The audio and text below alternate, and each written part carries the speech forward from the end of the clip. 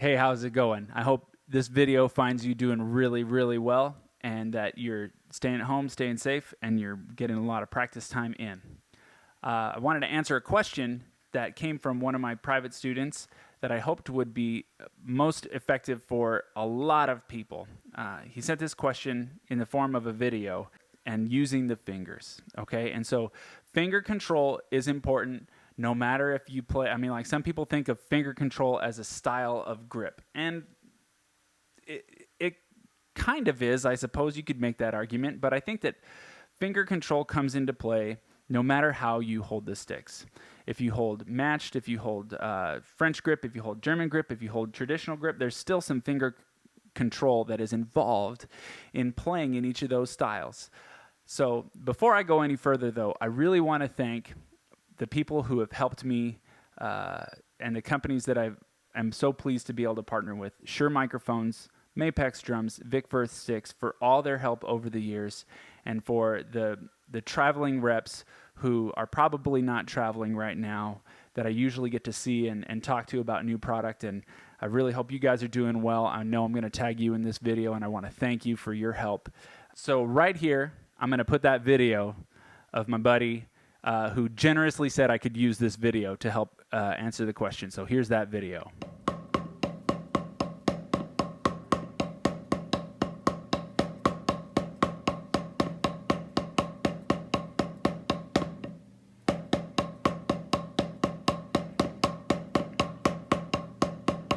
Okay, so you can see what's going on in his hands, and I think that probably there's a fair amount of drummers out there, and not probably, there's definitely a fair amount of drummers out there who have this kind of grip and these kinds of things going on in their hands.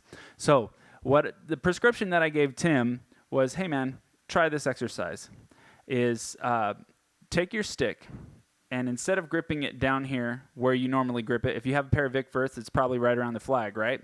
And you're going to slide the stick all the way back to the tip. So your fulcrum, you all know what the fulcrum is, right? Everybody watching this knows the fulcrum is the thumb and pointer finger, of course. I knew you knew that. And you just wrap the fingers around the stick the way you normally do, right? And then for this purpose, I'm holding my arm up here, but as you would do it here, I would hope you would do it down here in your normal playing position, right?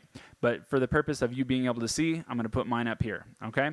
So what we're doing, oops, there it is. Okay, so what we're going to do is we're going to gradually use one finger at a time, starting with the middle finger. So for this finger technique, we're going to use the middle finger, the ring finger, and the pinky are what we're focusing on, right?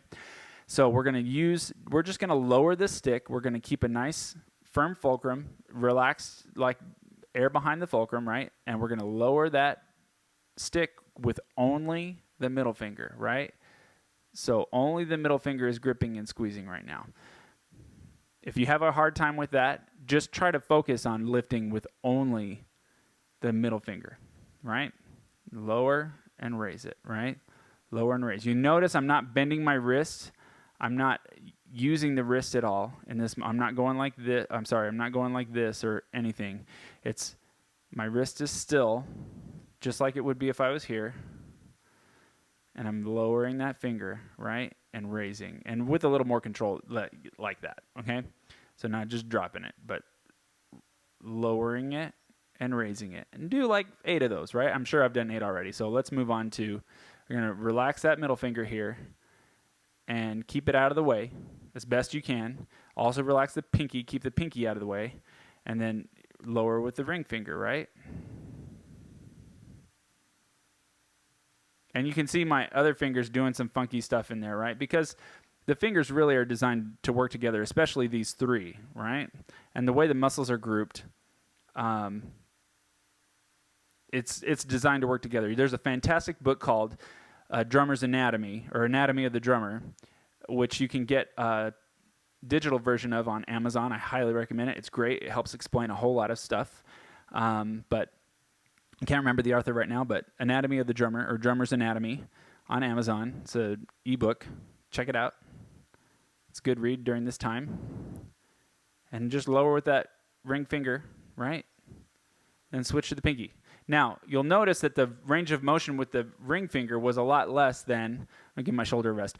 The range motion with the ring finger was a lot less than that of the middle finger. And it's going to be even more so for the pinky. But we're going to try to give that pinky its full range of motion. And also, the ring finger and the pinky really want to work together. So as much as you can, get that ring finger off the stick and just feel the work being done with your pinky. And if you're doing this along with me right now, you might be feeling those fingers doing some work that you've never felt them do before, right? And so it might be a little tough, especially if you're holding your arm up like this, like I am. So please don't do that. You should be working down here, but this is to show you, right? And try to keep your fulcrum firm and not wiggling around. You shouldn't be squeezing and releasing with the thumb and the pointer finger right now. It's just firm, and we're dropping that stick. Okay, so once you've done that a few times, the next step is, obviously, you could do both hands at the same time if you're good with that. But the next step is to do all the fingers together, right? So obviously, you're only going to be able to drop to the range of motion of the pinky, right? So that's okay. But what I want you to try to do is try to now feel the work being balanced between all three fingers, right? Lower and raise. Nice. You got this. You can do this. Cool. Keep this nice and still. Keep the fulcrum nice and firm.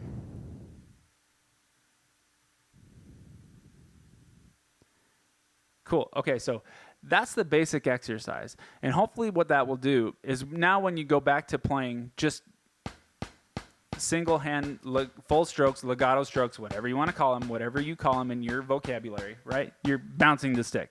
When you're bouncing the stick, you're going to be able to feel those fingers working together. Hopefully you'll be able to feel the fulcrum keeping steady pressure, and you'll feel all the fingers in the back working, right? So obviously I've added in wrist now, right? But then when you get faster and you're doing wrist only, or I'm sorry, finger only, right? So some people think of this as like finger technique, right? So it all works together, right? The fingers are still doing work here, no matter what, right? So this is a basic stroke, and this is getting those fingers to work together. Now you can get to a point where you're really loose and the pinky is kind of not on there anymore. But the basic gist of it, of this whole thing, is get your fingers involved. Isolate those fingers a little bit so you can feel what they're doing when you're playing, right? And obviously you're not going to think about this as you're moving around the drums, but just take a second to maybe try that and see if it helps you realize something about your technique or helps you strengthen your technique a little bit so that you can have more fun playing the drums. Cool? I hope this helps. Let me know if you have any questions or comments about this exercise, or maybe you want some help with something else, but I think that this is a really good exercise for people to supplement what you're already practicing, because I know if you're a drummer and you're watching this, you're getting a lot of practice time in. So use this to supplement what you're already doing, and I wish you the very best in your practice and in your health right now. Stay healthy, stay home, practice, watch some Tommy Igoe and Buddy Rich and Dave Weckl and Neil Peart and Vinnie Colaiuta and Tony Williams and insert drummer name here videos right now to get inspired, hit the practice room hard, and be well.